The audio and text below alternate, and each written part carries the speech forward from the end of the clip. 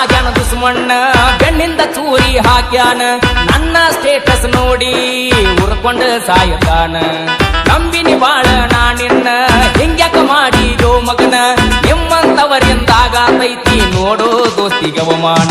ನೋಡಿ ಮಾಡರಿ ಅಂತ ಹೇಳ್ತಾರೆ ಮನಿಯಾಗ ಗೆಳತಾನ ಜೋಡ ಇದ್ದ ಬೆನ್ನಿಗೆ ಚೂರಿ ಹಾಕುದು ಧರ್ಮೇನ